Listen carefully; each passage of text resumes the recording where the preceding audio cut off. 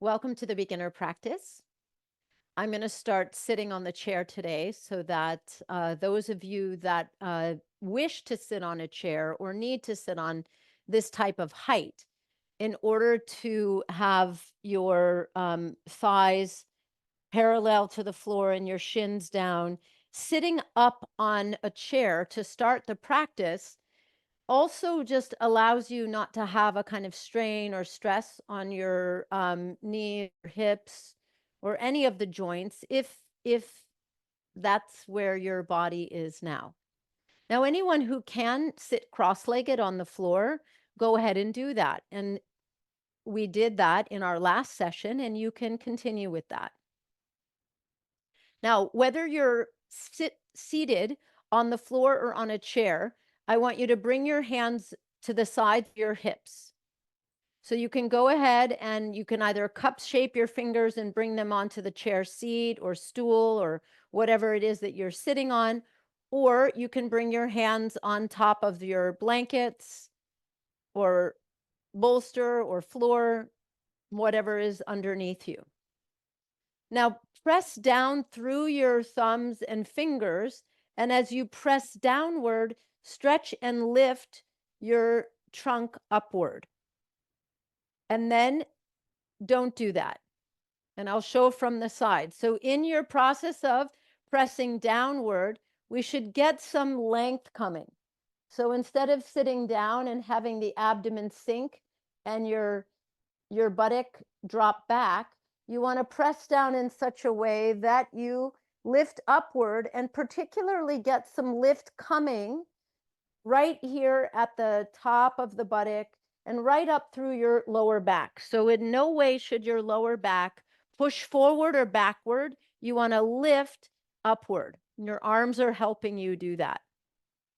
Now roll the corners of your shoulders back.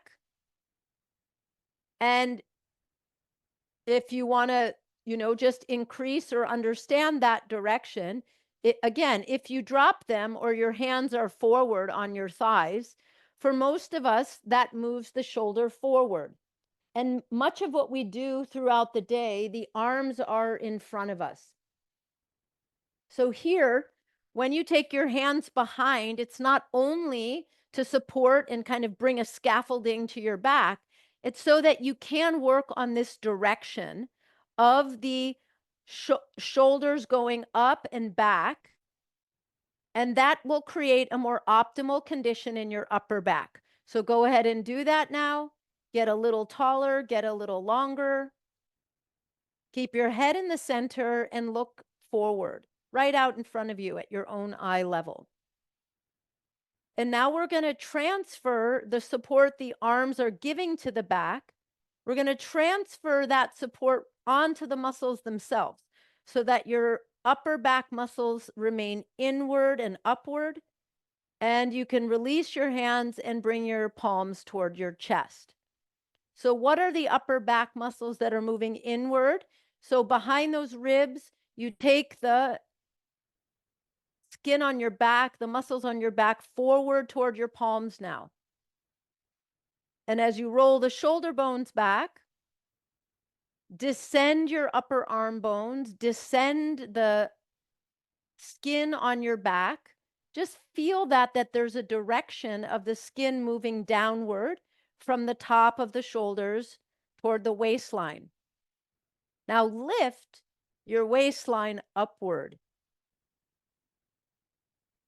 And start to let those different parts coordinate, relate, speak to one another in the body. Maintaining this position, exhale completely. And as you exhale, relax your face and brain, empty out. Use your exhalation to release the content that might be right at the forefront of your brain. That content, whatever that is, what you just did, what you have to do, what's been gnawing at you, use an exhalation and imagine that just emptying, releasing. It's not going to serve us right now. And with a few more exhalations as you release, relaxing the forehead and the temples, the cheeks, the tongue, the throat. As you empty little by little, you make space in yourself.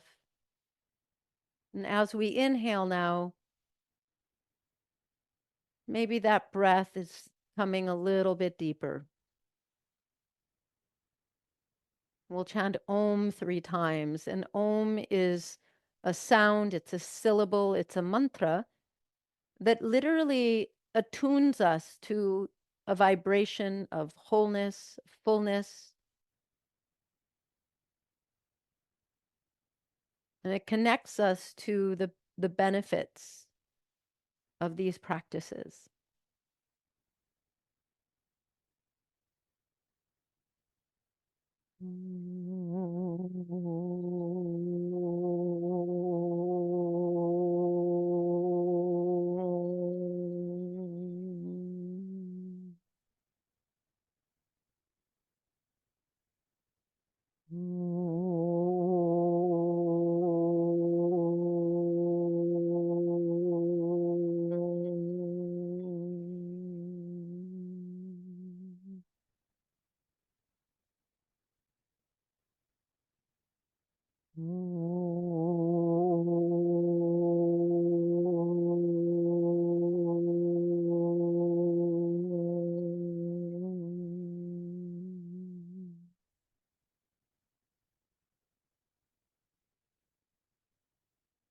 Lower your head to your heart.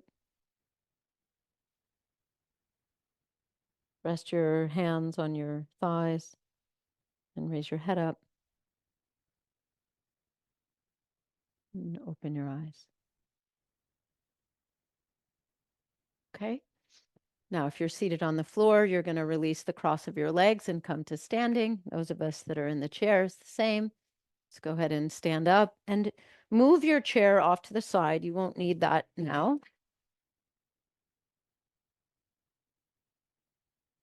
And come to stand in the center of your mat. So when you stand in the center of your mat, you shall have equidistant, right, on your right side and on your left side. Just organize yourself so that you have that distance. And you also, if you were to extend your arms out to the side, you have this space on either side so that we can move right or left. If you find yourself a little like closer to a wall on one side, then adjust yourself so you just feel like you're not impinged by the space if you can make that adjustment. Okay. And now extend your arms downward alongside your body. And again, look at the shape that I'm creating in terms of where you see there is a coming together and where there isn't a widening. So the legs are together, my feet are together, calves, knees, thighs are together. But right here in the upper arm and chest area, I've widened hands apart and widened that space so that I can roll the shoulders back again. Do that now, and as you roll the shoulders back, stretch and widen from the collarbones out to the corners of your shoulders, pulling your fingers downward, and grip your elbows and grip your knees so that your limbs remain firm. And there is what we would say a kind of firmness, an engagement, a straightness to them, an extension.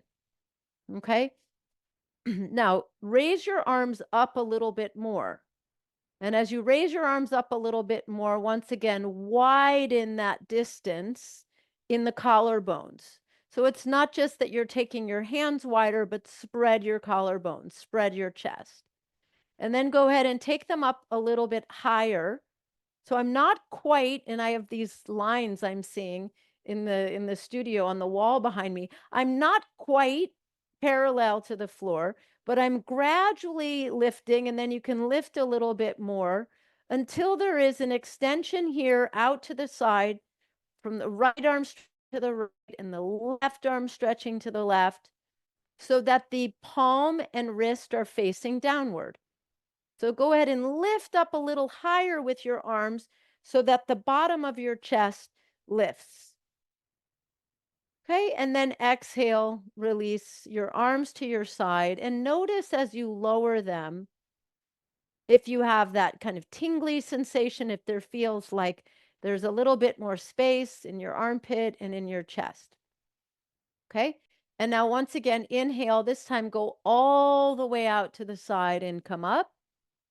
And now, right here, when the arms come to that shoulder height, turn the palms upward.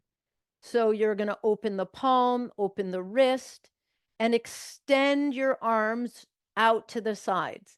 Take a look and see, did your right arm extend to the right? Did your left arm extend to the left? On your arms up alongside your ears.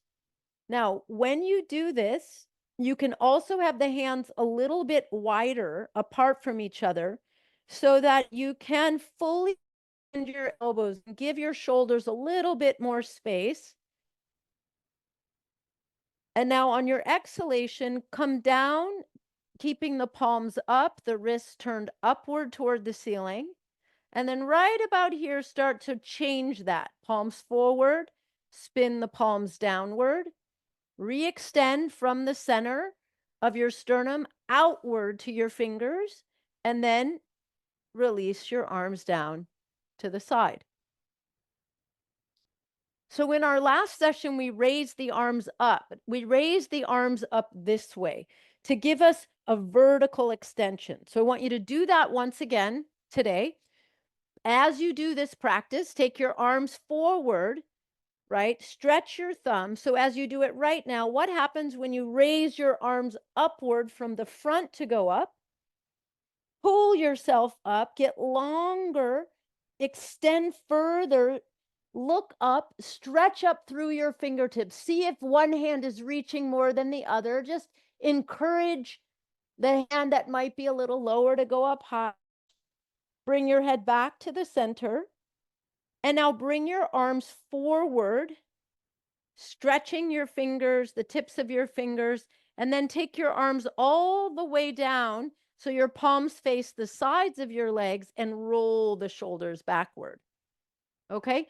So that way of lifting the arms gives us vertical extension. Now you're going to take your arms out to the sides again. Turn the palms upward. We're aiming here with this raising of the arms to keep the chest wide, which is a horizontal widening, an expansion of the chest. On your inhalation, raise your arms up, and see that the chest doesn't shrink, that you maintain that width in your chest and the lift of your sternum. So the upward direction and the widening direction are felt in this chest area. Good. And then take your arms out to the sides and back down again.